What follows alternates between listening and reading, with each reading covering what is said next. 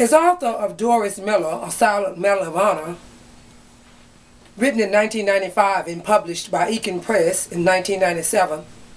the present 2001 third edition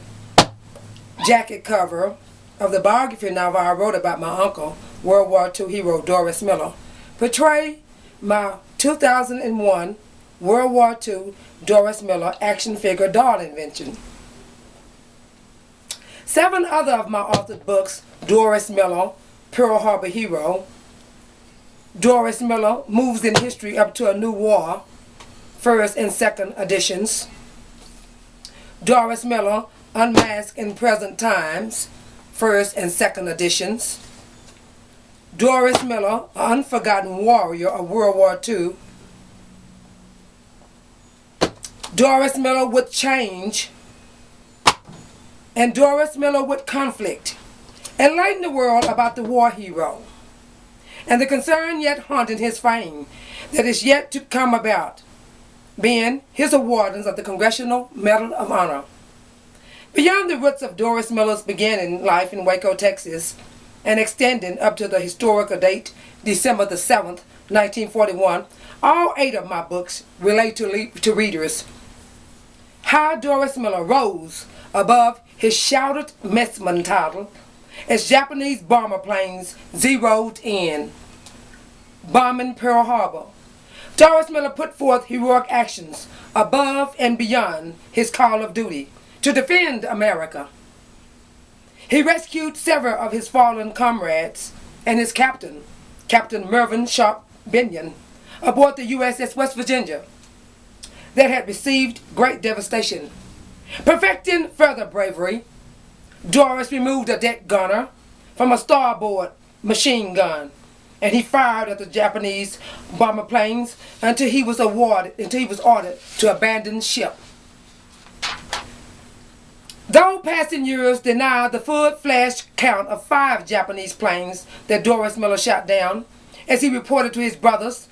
to have seen fall before his eyes from his rapid gunfire. In the 20th century Pearl Harbor movie, he is portrayed as shooting down only one of the 350 attacking planes. Quite unrealistic. When Doris grew up in his hometown, Waco, being an ace marksman with a rifle and shooting ability. Also, when Doris Miller enlisted into the Navy before the war, he served in ammunition aboard the USS Pyro and the USS Nevada. He also attended secondary battery gunnery school twice, where he learned about the United States Navy's military weapons and ammunition. Regardless of any discrepancies, after a military full-facts investigation, as revealed in findings and letters passed on to me by Mr. Emerson Emery, who retired from the United States Navy, in 1941, President Franklin Delano Roosevelt personally awarded Doris Miller a citation for awardings of the Navy Cross. Doris Miller had become a famous war hero, America's first black to be awarded the Navy Cross in World War II, and America's first full-fledged World War II hero, in reference to founded credentials stated in the Navy Cross citation, awarded to him by President Roosevelt. To distinguish devotion to duty, extraordinary courage, and disregard for his own personal safety during the attack on the fleet in Pearl Harbor, territory of Hawaii, by Japanese forces on December the 7th, 1941, while at the side of his captain on the bridge, Miller, despite enemy strafing and bombing, and in the face of a serious fire, assisted in moving his captain, who had been mortally wounded, to a place of greater safety, and later manned and operated a machine gun directed at enemy Japanese attacked aircraft until he was ordered to leave the bridge. Doris Miller was also awarded the Purple Heart, a Good Conduct Medal, an American Defense Service Medal, and World War II Victory Medal. Yet, he is eligible to receive the Congressional Medal of Honor, as reminded to the world in 1942 politically, with introduction of a bill to Congress, to the House of Senate Affairs Committees, and with bills trailing up to today, with Doris Miller's due awardings being stated and the criteria for awardings of the Congressional Medal of Honor is provided to me in statement by Mr. Emerson Emery. The Medal of Honor, established by joint resolution of Congress, July the 12th, 1862,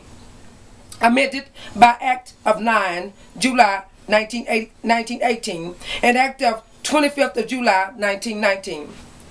is awarded in the name of Congress to a person who, while being a member of the armed forces, distinguishes himself conspicuously by gallantry and intrepidity, at the risk of his life, above and beyond the call of duty, while engaged in an action against an enemy of the United States, while engaged in military operations involving conflict with an opposing foreign force, or while serving with friendly foreign forces engaged in an armed conflict against an opposing armed force in which the United States is not a belligerent party. The deed performed must be one of personal bravery